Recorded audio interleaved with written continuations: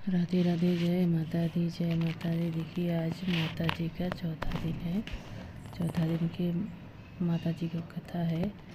आप लोग देखिए। राधे राधे, जय माता दी, जय माता।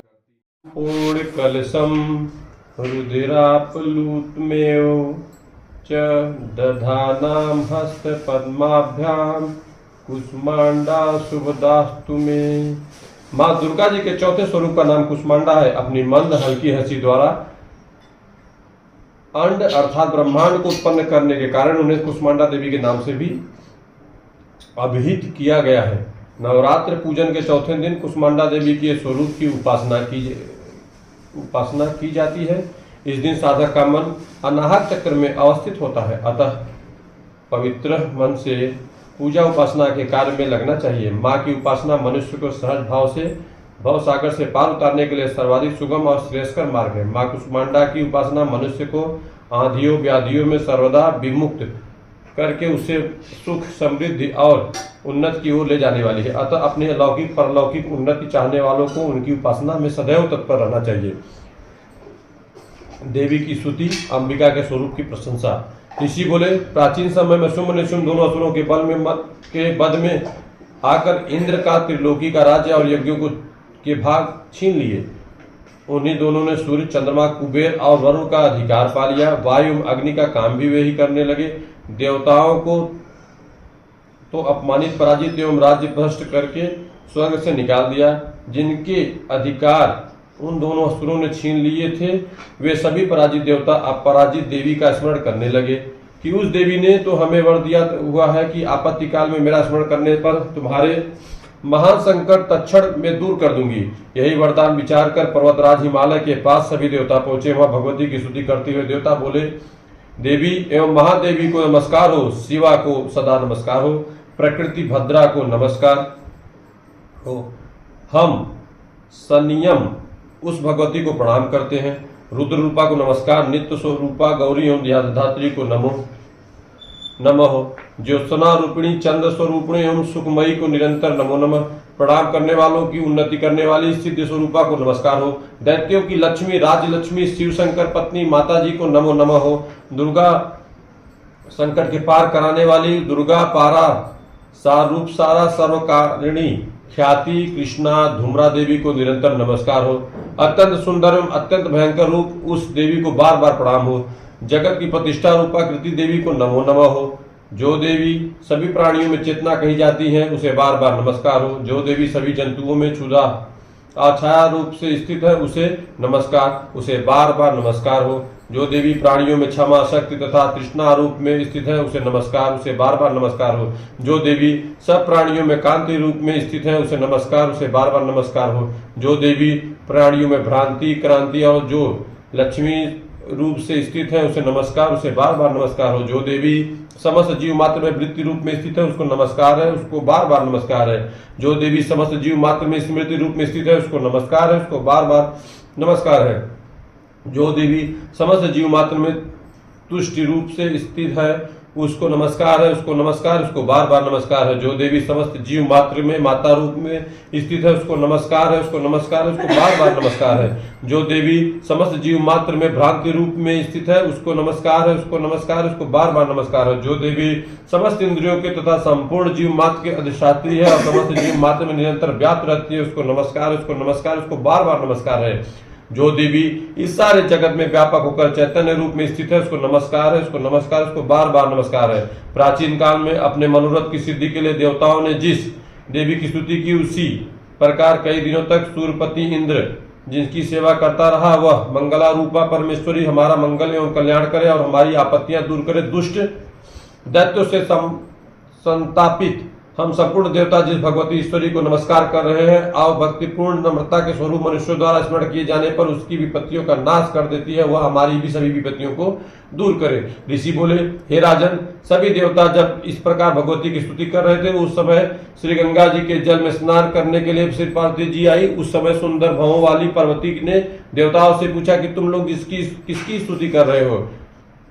तब उनके शरीर कोष से प्रकट होकर शिवा बोली, ये देवता तो शुंभ दैत्य से सताए हुए एवं संग्राम में निशुंभ से पराजित हुए मिलकर मेरी ही स्तुति कर रहे हैं। श्री पार्वती के शरीर कोश से श्री अंबिका जी का प्रकट हुआ, उसी कारण सारे संसार में कौशिकी के नाम से प्रसिद्ध है। इस प्रकार जब कौशिकी प्रकट हुई, श्री पार्वती जी रूप में काली हो गई, अतः हिमालय में रहने वाली काली का नाम विख्यात हुआ। उनके अनंतर शुंभ निशुंभ के सेवक चंड मुंड ने वहां आकर उस अंबिका देवी को देखा, जो उस समय परम सुंदर रूप धारण कर रही थी। उन दोनों ने शुंभ दैत्य को जाकर कहा कि हिमालय को अपनी क्रांति से प्रकाशित करती हुई परम सुंदर स्त्री वहां बैठी है, वैसा उत्तम परम सुंदर रूप किसी ने भी कहीं देखा न होगा। हे असुरराज, वह देवी कौन होगी, इस बात का आप ही पता लगाइए और उसे ग्रहण कीजिए। वह स्त्री क्या है? रत्न है, रत्न ही है। उसके जो तो सभी अंग बड़े मनोहर है, अपनी दिव्य क्रांति से दिशाओं को प्रकाशित कर रही है। हे दैत्येंद्र, वह तो बैठी हुई है, आप जाकर उसे देख सकते हो। हे प्रभु, जैसे भी हो आप उसे ग्रहण कीजिए। ऋषि बोले। तब चंड मुंड के वचन सुनकर शुंभ ने महाअसुर शीघ्र को दूत बनाकर देवी को पास भेजा और कहा कि तुम मेरी ओर से उससे इस प्रकार से कहना कि इस प्रकार का उपाय करना जिससे कि वह प्रसन्न होकर अत्यंत शीघ्र ही यहाँ आ जाए। यह सुनकर वह दैत्य पर्वत के उस प्रदेश पर पहुंचा जो कि अत्यंत सुंदर था। वहां पर ही देवी बैठी हुई थी। वहां आकर उसने देवी से मधुर वाणी द्वारा कोमल वचन कहे। दूत बोला, हे देवी, दैत्यों का स्वामी शुंभ तीनों लोकों में परमेश्वर है, मैं उसका दूत हूँ, मुझे उसके पास उसने आपके पास भेजा है। मेरे वहां जो उसकी आज्ञा न मानता हो उसे परास्त कर देता हूँ। उसने सभी देवता परास्त कर दिए हैं।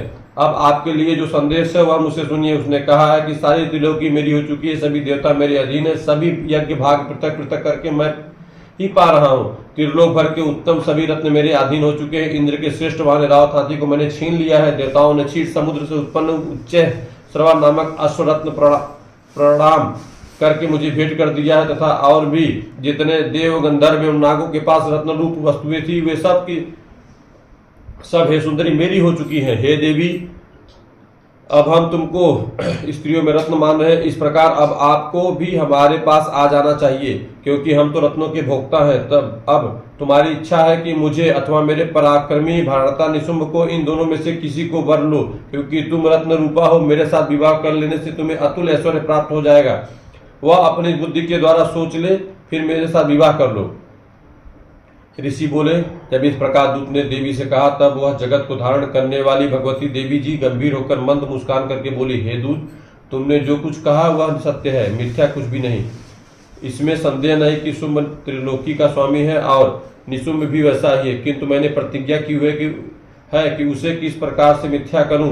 प्रतिज्ञा इस प्रकार है कि जो मुझे युद्ध में जीत ले वह मेरा अभिमान तोड़ दे और संसार में मेरे समान बलधारी हो, वह मेरा भर्ता हो सकता है।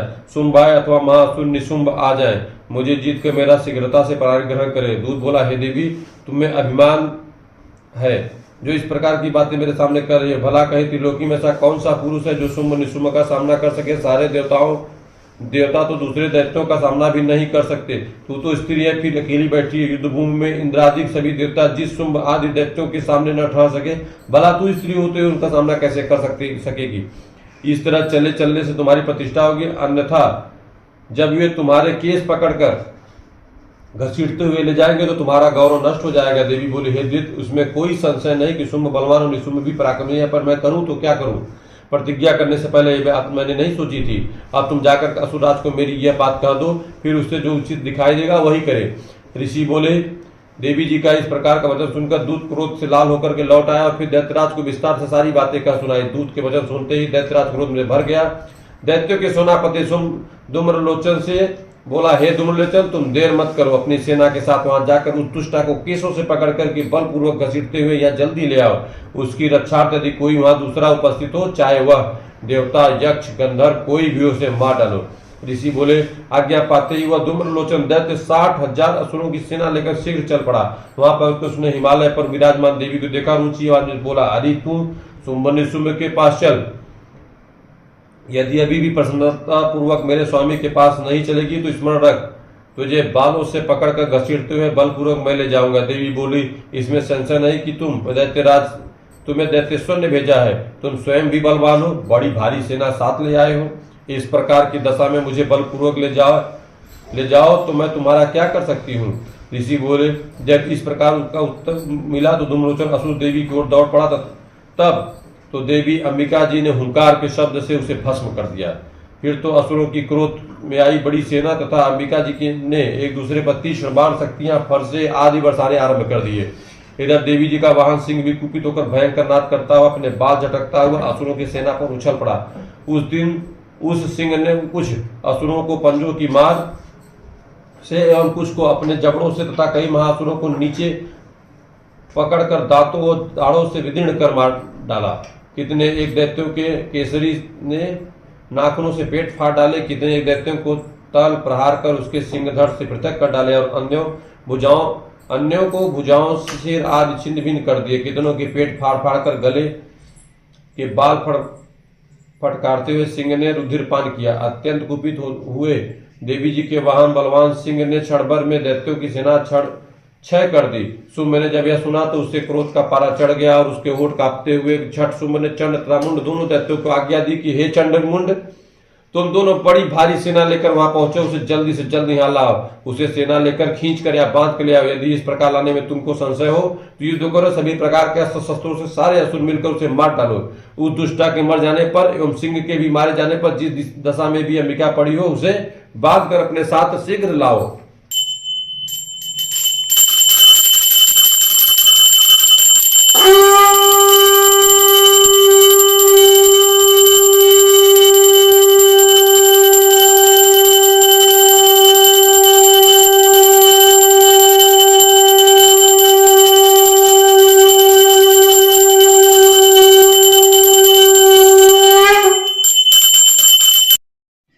ओम जय अम्बे गौरी मैया जय श्यामा गौरी, तुमको निस दिन धावत हरि ब्रह्मा शिवरी। ओम जय अम्बे गौरी मांग सिंदूर विराजत टीको मृग मध्य को, उज्ज्वल से दो नैना चंद बदन को। ओम जय अम्बे गौरी कनक समान कलेवर रक्तांबर राजे, रक्त पुष्प की माला कंठन पर साजे। ओम जय अम्बे गौरी मैया जय श्यामा गौरी, केहरी वाहन राजत खड़ग खपरधारी, सुर नर मुनि सेवत तिनके दुख हरि हारी। ओम जय अम्बे गौरी मैया जय श्यामा गौरी, कनक कुंडल शोभित नासाग्र मोती, कोटिक चंद्र दिवाकर राजत समज्योति। ओम जय अम्बे गौरी शुंभ निशुंभ विडारे महिषासुर धाती, द्रुम विलोचन नयना निस दिन मद भाति। ओम जय अम्बे गौरी चंड मुंड संहारे, शोणित विजहारे, मधुक कैटभ दो मारे, सुरभनि कर जय। ओम जय अम्बे गौरी ब्राह्मणी रुद्राणी तुम कमला रानी, आगम निगम बखानी तुम शिवपट रानी। ओम जय अम्बे गौरी 64 योगिनी गावत नृत्य कृत भैरू, बाजत ताल मृदंगा और बाजत डमरू। ओम जय अम्बे गौ तुम ही जग माता, तुम ही हो भरता, तुम भक्तों की दुख हरता, सुख संपत्ति करता। ओम जय अम्बे गौरी भुजाचारी अति शोभित, खड़ंग खपर सोहे, मन वांछित फल पावे, सेवत नर नारी। ओम जय अम्बे गौरी कंचन थाल विराजत, अगर कपूर बाती, श्री माले के तू मिराजत, कोटि रत्न ज्योति। ओम जय अम्बे गौरी श्री अम्बे जी की आरती जो कोई नर गावे, कहत शिवानंद स्वामी सुख संपत्ति घर पावे। ओम जय अम्बे गौरी जय जय अम्बे गौरी, ओम जय अम्बे गौरी। बोलिए बाबा माता की जय, माता की जय जय जय।